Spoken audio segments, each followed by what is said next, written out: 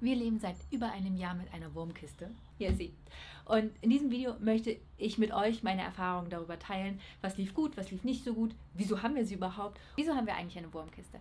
Mich hat es ziemlich lange geärgert, dass wir so viel Restmüll hatten. Und natürlich hätten wir auch den Biomüll nutzen können, das ist so eigentlich vorgesehen. Doch wir fanden das immer sehr, sehr eklig. Und zugegebenermaßen sind wir doch etwas bequem, wenn es darum geht, dass wir täglich unseren Biomüll unten in die Garage bringen müssen. Das ist irgendwie gefühlt eine halbe Weltreise. Und deswegen haben wir früher unseren Biomüll eigentlich immer im Restmüll entsorgt, was, ja, ich weiß, dass es nicht gut ist, aber so haben wir es gemacht und das wollten wir natürlich ändern. Und deswegen haben wir uns überlegt, was wir machen können und haben uns für eine Wurmkiste entschieden. Wir haben uns dafür entschieden, eine Wurmkiste zu nehmen, die wir draußen hinstellen und nicht ins Wohnzimmer. Das hängt einfach vor allen Dingen damit zusammen, dass mein Mann irgendwie Angst vor dem Geruch hatte und auch Angst vor fliehenden Würmern, dass die ja dann durch die Wohnung krabbeln könnten. Wir haben unsere Wurmkiste selbst gebaut und haben dafür die Anleitung einfach von Smarticular genommen. Ich verlinke die auch mal unten in der Beschreibung. Und das Ganze war relativ einfach umzusetzen, wenn man sich dann einmal durchgerungen hat, zunächst in den Baumarkt zu fahren, einfach ein paar Bretter zu kaufen. Und dann ist es wirklich sehr einfach, es ist relativ günstig gewesen. Ich weiß nicht mehr genau, wie viel es war, aber ich nehme an, dass es irgendwie so um die 50 € war. Das Bauen selbst war auch sehr leicht, solange man einen Akkubohrer hat. Ansonsten wäre es wahrscheinlich ein bisschen schwierig, das alles einzudrehen. Die einzige Schwierigkeit, war, dass es bei uns im Baumarkt keinen Kleintierzaun gab, zumindest nicht in kleinen Stücken. Das hätte man gleich irgendwie im 10-Meter-Pack kaufen müssen. Das war für uns natürlich nicht so sinnvoll. Sonst kommt in die Kiste vor allem Gemüse rein. Also Gemüseabfälle von ungekochtem Gemüse.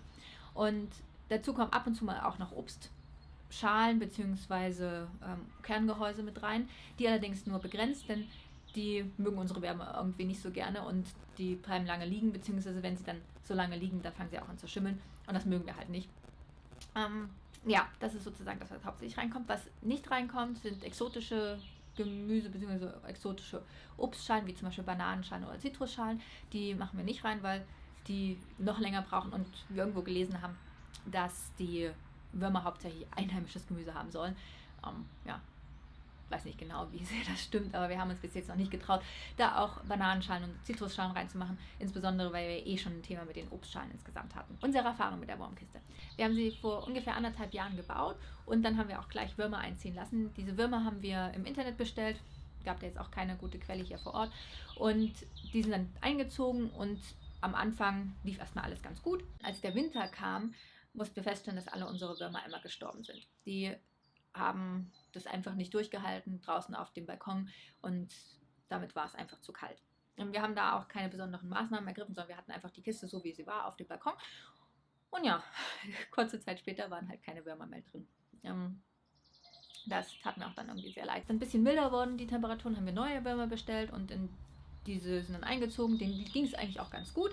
Dann wurden aber wieder kalte Tage angesagt und wir haben die Wurmkiste erstmal im Keller gelagert. Und das war irgendwie keine so besonders gute Idee, denn in dieser Phase sind unheimlich viele Fliegen geschlüpft. Und das war, glaube ich, vor allem für unsere Nachbarn nicht besonders glücklich, weil die dann überall da rumflogen. Was wir dagegen gemacht haben, war, dass wir Lavendel genutzt haben. Es gibt ja so verschiedene Hausmittel, wie man Fliegen von seinem Kompost weghalten kann. Wir haben Lavendel uns entschieden. Ich hatte noch ätherisches Lavendelöl da und habe ein paar Tropfen da auf ein Tuch getan und das dann mit in die Wurmkiste so über den Holm gehangen und dann war das Problem innerhalb kürzester Zeit eigentlich auch gelöst. Wir hatten 4 weniger Fliegen, also ganz ohne Fliegen geht es nicht, aber 4 weniger Fliegen und so hat sich das dann wieder eingespielt. Als wir besonders viele Fliegen hatten, da roch sie tatsächlich, da roch sie auch nicht nur ein bisschen erdig, sondern da roch sie ein bisschen, schon so ein bisschen angegammelt. Da war es dann so, dass die Kiste unten geschwitzt hat. Wir hatten die so auf so einem Rollbrett drauf und dieses Rollbrett, das ist vom Wurmtee verfeinert worden, kann man so sagen. Und ja, das war sozusagen keine besonders gute Idee. Wir haben sie dann wieder rausgenommen und da haben wir sie auch ein bisschen aufgebockt und haben sie jetzt auf kleinen Hölzern stehen. Da ist ein bisschen mehr Abstand zum Boden. Vorher hatten wir bloß so ganz kleinen Abstand und jetzt haben wir ein bisschen mehr Abstand zum Boden. Einerseits, damit der Wurmtee da unten verdunsten kann, wenn er dann an der Unterfläche sich sammelt und andererseits auch, dass es ein bisschen wärmer ist für die Würmer, vor allen Dingen im Winter. Ja, was haben wir sonst im Winter noch gemacht? Wir haben im Winter, hatten wir aus Verpackungsmaterialien, haben wir ganz viel so Holzspäne und die haben wir mit reingetan. sodass die Wärmer es diesen Winter wärmer hatten. Was gibt es noch zu sagen? Ja, von der Kiste selbst, wir haben das ja nach dieser Anleitung von Smarticular gebaut und da ist die Oberfläche ein Brett und dieses Brett wälzt sich dann mit der Zeit und insbesondere wenn es wärmer ist und trockener ist, dann wälzt sich die Kiste und dann gibt es einen Spalt. Muss aber keine Angst haben, dass die Würmer rauskommen.